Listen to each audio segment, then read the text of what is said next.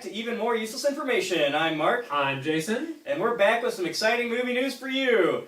We had to take a Star Wars break.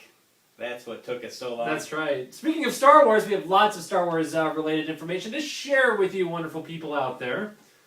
So, hold on, fanboys. Are you ready for the return of Darth Maul?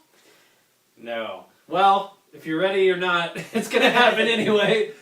Be prepared with the Star Wars galaxy to reintroduce Darth Maul into the Clone Wars saga Season 4. Wasn't he the dead guy from Episode 1? Well, we thought he died. Obi-Wan chopped him in half, and he fell down that whatever chute it was in Naboo. Apparently, he didn't die, though, because he's coming back. Ooh, maybe like a General Grievous thing, so he'll be on some cool little robotic legs. Yeah, there was already a parallel story with this that was not true canon, but there was a story that was written with Darth Maul coming back to Tatooine to face off with Obi-Wan as a half cyborg, bottom half, of course. And Obi-Wan kicked his ass and killed him again for the second time. Nice. So since that really wasn't canon, they're still able to bring him back this way. And actually, the guy, if you are a Star Wars fan, and have played The Force Unleashed 1 and The Force Unleashed 2, character Starkiller, Sam Witwer, is the voice actor talent for that character, will be voicing Darth Maul. Cool. Brings me to the question, since we didn't see Mace Windu officially die when he was thrown out of the window and lightning zapped by Palpatine, is he dead? Are they going to bring him back? It's Why quite not? possible. Why not? Quite possible. Well, strike back with your comments and thoughts on that one, because I'm sort of torn. I love Star Wars, but can't they just leave good enough alone? Yeah, just introduce somebody else that's cool. Yeah, like his brother, Savage Opress, which I read his story arc today. It's pretty impressive. Pretty impressive. So how they tie this in together, I hope it doesn't suck too much. Well, on the plus side, the Star Wars Blu-rays look and sound phenomenal, especially if you're able to take advantage of the lossless audio, the DTS HD Master Audio. John Williams' score never sounded so good, I promise you. Amazing picture quality. Just, I can't stress enough how good the transfer really is. Very, very exciting, fun to watch. The prequels sucked a little less than they normally do also. The pacing was a little bit different in The Phantom Menace and in Attack of the Clones, which was something I appreciated a lot more rewatching those films because, again, they sucked a little bit less. Well, was it just one or two scenes that were just edited mildly? It wasn't like the whole movie was re-edited. That is correct. Okay. Whew. I was just like, hopefully I didn't get the wrong set. Other Star Wars related news, the trailer for The Phantom Menace in 3D hit was just released with the Three Musketeers. I'm not sure too many people went to see Three Musketeers to see the Star Wars 3D trailer. Nobody smart went to see the Three Musketeers. Yeah, I'm not too certain any of our people actually went to see that. So, anyway, I watched the Phantom Menace 3D trailer, not in 3D today. Nice. It was about not as exciting as it could have been. I've seen the movie before, but I'll probably pay the $15 and see it in 3D just because it's Star Wars. However, the wording in the trailer was, see the saga in 3D, so it's not going to stop with just The Phantom Menace. We should expect Attack of the Clones and Revenge of the Sith, A New Hope, Empire, and Jedi. Here's hoping. I assume it depends on how much people are excited about seeing the movies again in the theater. Yeah, you never know. You never know. Remember the equally bland Meet Joe Black movie that the original Phantom Menace trailer was attached to? How many people actually went to see Meet Joe Black just to see the new Star Wars trailer? I saw it on the... what did I see it on? I don't even remember. Although I did remember seeing the Titan AE trailer when I saw The Phantom Menace. Oh, that was a good movie. That was pretty cool. Good movie. Well done. Even had Drew Barrymore in it. Just well, her as a voice voice. character. Yeah, that Just was her fun. voice! It also had Matt Damon. He didn't suck as much then either. No. And who was it? Tone Loc was a voice in it too. Tone Loc is a pimp. Yeah. A piece of Tone Loc. So, let us know what you think of the Star Wars Phantom Menace 3D trailer. Yes, indeed. I think it'll look just like the other one. Yeah, it should be pretty exciting. Yeah, anyway. So... Exciting more new movie news? Oh, I've got a lot of news. Break it down. They're all little ones, though. Ben Affleck may direct the Stephen King The Stand, Ah, the theatrical. Ben Affleck and his forehead will be directing The Stand. I know it was pretty cool. I actually He might enjoyed write it also. probably part at least involved. I did enjoy The Town quite a bit that he directed, and that what was that other one about the baby? Didn't like that one as much, but it was still all right. I think he peaked in Dazed and Confused. Maybe. I think so. That was his last good role.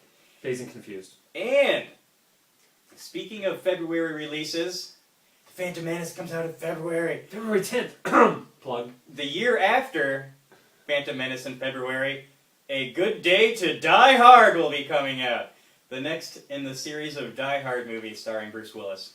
Yeah, this time he goes to Russia and he's got a son or something and they get tangled up in some mess over in Russia, so maybe it's Die Hard Save the World this time. Maybe. That would be cool. Because I think he just saved America last time. And speaking of sequels, Top Gun the sequel. He knew this was coming. Yeah, yeah. So Tony Scott with producer Jerry Bruckheimer are back. No word on Tom Cruise yet.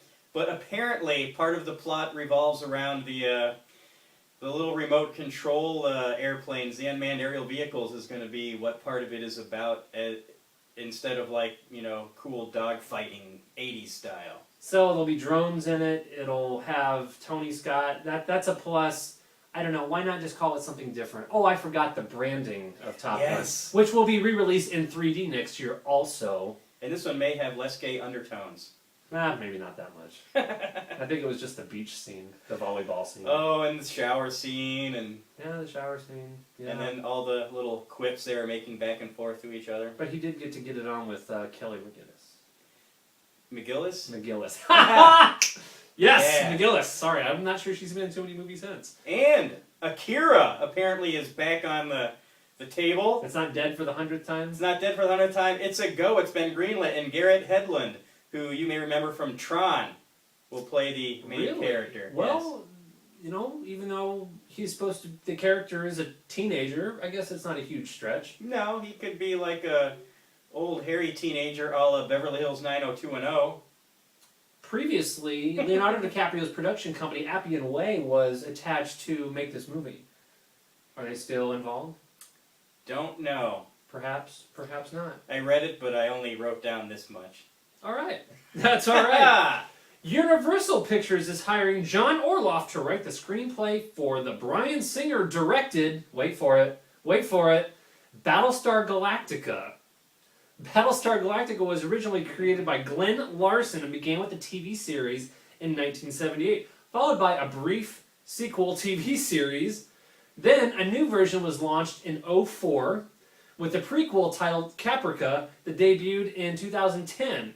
Sci-Fi also filmed Battlestar Galactica Blood and Chrome, very cleverly named, though that project does not have a launch date yet. My thinking is that the fanboys of Battlestar will probably be unhappy about this. Yeah, I loved the show back in the 70s and early 80s. Yeah, I love that movie too. Used to watch them. I actually have the original movie on DVD. It's pretty delightful. As do I. Good movie. Starbuck was great. Benedict Yep. Arnold. And I watched the first 2 seasons or 1.5 seasons of the new stuff and then kind of got bored with it. Yeah, I wasn't digging it. I heard it was excellent. Lots of people liked it. I heard lots of people liked it till the end. Well, that's usually the way it is. Yeah. Here's another thing that a lot of people really liked this week. Box office numbers from this past week, and we had Paranormal Activity 3 coming at you with a whopping $54 million. $54 million! This movie cost $5 million to make. Awesome. This has been a staple for the past 3 years. Now with the death of the Saw franchise, I guess people are just wanting to see anything that they possibly can. Which brings me to another question, Hollywood studios. Why didn't you release any other horror-related movies in the month of October? Hello? Come on, people. Yeah, what was Really? that? Fright Night this late summer? Yeah. They could have put it off for a couple months. And Yep. The Thing, The Thing. also. Well, that's only like 2 weeks. That was just last week it came out. Was it? The 14th, I think. Week and a half. Okay. Well, I don't know. I think people didn't see it because they thought it sucked. Well, I think that's it true. actually got decent reviews, though. Did it? Anyway, I digress. Moving on. Real Steel came in at number 2 with another 11.3 million, bringing its total up to 67 million. Wow, that's like a $40 million discrepancy between the first and the second place. Yeah. Here's a big shocker for me, which I didn't think was going to go anywhere. Apparently, I'm in the minority here. Footloose, the unnecessary remake, brought in another 10.8 million, bringing its total up to 30.8 million. I cannot believe that many people went to see this freaking movie. Yeah, it's no Step Up movie. It shouldn't even be called Footloose. It's more similar to Step Up than it was to the original Footloose. Anyway, moving on. Three Musketeers came in at number 4, bringing in a big 8.8 million. Thankfully, It's its first week, isn't it? it's its first week. It was released overseas. Has made about 50 million so far. Cost 80 million to make. Again, I guess not enough Star Wars fanboys were going to see Three Musketeers just to see the 3D trailer for Phantom Menace. No. Running out the top 5, Ides of March, bringing in another 4.9 million, bringing its total up to 29.1 million. Pretty exciting. Definitely. New theatrical releases this week. We have Puss in Boots, another entry in the DreamWorks / Shrek saga. Thankfully, it'll stand on its own and be just fine. Another movie I'm very excited to see is Johnny Depp in The Rum Diary. Yes, that one looks delightful. Contrary to his other more recent release on Blu-ray, the Pirates of the Caribbean, On Strange Tides or whatever, you know, it was just so cliched and boring. I actually started web browsing on my phone while watching that movie, even though I paid to rent it. Wow, that says something. I have yet to see it. I'm actually interested because I do like the Pirates movies. Good picture quality, good special effects, good audio. So the It's story just sucked. It's just the story was just like, you know, I already saw 6 hours of this in the previous 3 movies. Well, we can expect another Pirates because this movie's made over $1 billion worldwide. So Yes, of course. mentally prepare yourself for 5 and 6 probably. Darn it! Tim the Man! Any exciting trailers you saw this week? Yes, I have several. I saw the American Reunion Red Band trailer. Ooh. The new American... I'm totally going to go... I'll totally rent this movie. I almost said I'm totally going to go see it. No, I will go and rent it. But I thoroughly enjoyed the first 3. I thought they all had delightfully humorous parts to them. This one looks like more of the same, and it really has all the cast back. Yeah, because nobody else has anything better to do. I was actually interested to see how much money they paid these people to reprise their roles. Jason, what's his name? Biggs. $5 million. $5 million for that kid. But I guess he's on a TV show right now that's doing somewhat okay. Stifler, I think, got another $5 million. I think Tara Reid kind of rounded out the bottom of the barrel with less than $1 million. Less than $1 It million. may have been $250K. I wonder if she's just in it for a minute then. I don't think she's been making anything else, except she does dabble in the Big Lebowski sequel that will never happen. That was her best role. She likes to be in the tabloids. That's something, right? Yeah, she and Lindsay Lohan, man. Can't get enough of those crazy bitches. One of the other trailers I saw was Tintin, which looks kind of cool, especially for an animated photorealistic movie with goofy-looking people. Yeah. Spielberg directed this one. And Peter Jackson and Weta Digital were involved a bunch, from what I understand. Yeah. Good times. And Opened up overseas over this past weekend also. Oh, yeah. Except we won't be getting it here for, I think, the end of November or December. Yeah, it's a little ways off. Pretty exciting. Darn you overseas people and your early movie releases. All the reviews have been excellent so far. Spielberg really enjoyed making this movie. This is his first step into computer animation as a director. He's produced a bunch of stuff before, but never been the guy behind the lens, as much as that can be said for a computer animated movie. Yes, indeed. The other trailer that I saw that I think looks cool is The Immortals, or just Immortals, maybe. The next movie by Tarsem, who did The Cell back in the Disney with J-Lo, and then he did The Fall, which was much more delightful. Actually, it's kind of cool because The Fall didn't have any computer-generated effects in it whatsoever. It was all in-camera, old-school special effects, and it relied mostly on location to, kind of work with the awesome cinematography of it. But The Immortals looks like a very computer effects laden movie. Very interesting to see how this will be. I appreciate that they give Hollywood still gives some creative juices to the They give him juice. to the helmer of the movie here. you know, it just reinforces people like Tim Burton are able to share their artistic vision when they make films, and I definitely appreciate that. We're not having cookie cutter Michael Bay movies all the time. Yeah. Sigh. Come on, I like The Island. Yeah, it didn't suck that much. And the third Transformers movie was better than the second one. That one was terrible.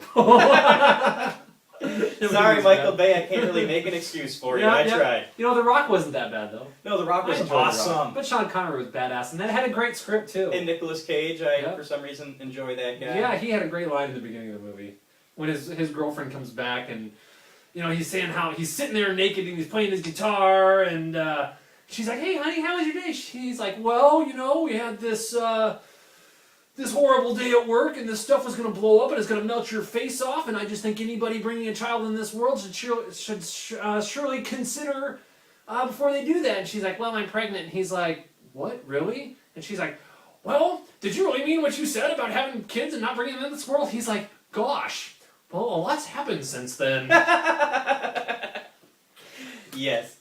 It pretty much went down like that. A lot's happened. I love that one too. Video releases this week. Couple of honorable mentions on from my side. Captain America came out tomorrow. Indeed, that should be delightful. Movie was good, thoroughly entertaining. I enjoyed it. I even paid to see it. Yeah, I can't wait to see it in 2D. I saw it in 3D, but it was converted to 3D, so I don't know. It wasn't that bad. I enjoyed it. You know, if you're gonna see a movie, see a movie. I think I'm gonna rent Scream 4 this week for Halloween and try to get Captain America next week. I think that's a good idea. Yeah, should be cool. Not a bad idea. I enjoyed the first two Screams. Never bothered with the third. I heard it was the worst. Yeah, you know, the first one. After the first one's all kind of downhill. But Attack the Block is my big movie coming out this week that I'm most interested in. It's a UK movie, low budget, about aliens that come down and attack a housing development, and then like a gang of kids like strikes back. Like how I use that phrase. Anyway, they beat the aliens back, and it looks like it's a hard R. It should be delightful for lots of alien violence and stuff. So check it out. I wish there was more dinosaur violence in the Jurassic Park trilogies. There's just not enough dinosaurs eating people. Jurassic Park trilogy comes out tomorrow on Blu-ray. Yes. Picture quality is supposed to be outstanding. Yeah, I'm very looking forward to actually Jurassic Park 1. Not that it has the subtitle of 1, but coming out without having to buy the other two. I'll totally jump on board then. Yeah, I think we'll have to wait a year or so. Or maybe I'll take the trilogy for Christmas. Hint, hint. Anyway, a few of the movies that I've watched recently on Blu-ray I'd like to comment on. Fast 5. Ooh. Delightful. Good picture, good sound, and much better than the second Fast and Furious movie. It's up there. It's pretty delightful. Saw the Pirates movie. Did I talk about that already? Yeah, it wasn't that good. And then The Lion King was pretty delightful. I hadn't seen it up until a week or two ago and rented that one. Great, great looking movie. And my favorite part was one of the deleted scenes, or was it a gag reel, whatever they call it. But anyway, when the monkey was holding Simba up at the beginning to show him to like the crowd of African animals, and he drops them, and he goes, "Simba!" over the cliff. That was hilarious. It was That's better, awesome. It was better than the whole movie. The movie would have been over in like 3 minutes. It would have been great. Yeah. Actually, The Lion King was excellent. It was very well done. Movie that I saw this past week that I need to comment about is Beats, Rhymes, and Life, the Tribe Called Quest documentary by Michael Rappaport. Very well done, especially if you're an old school hip-hop Tribe fan. Very, very good. It was almost sad watching this movie because just to see the relationship between the parties involved just kind of deteriorate. Of course, they reunited and have done some shows. They get paid an assload of money for that, but you know, all good things come to an end. And with that, thank you for enjoying our show. Check us out on Facebook. Like us. Or join our group. Follow us on Twitter. We'll let you. Yes, send any questions to our Facebook page or to even more useless information at gmail.com. Strike back with your comments. Peace out.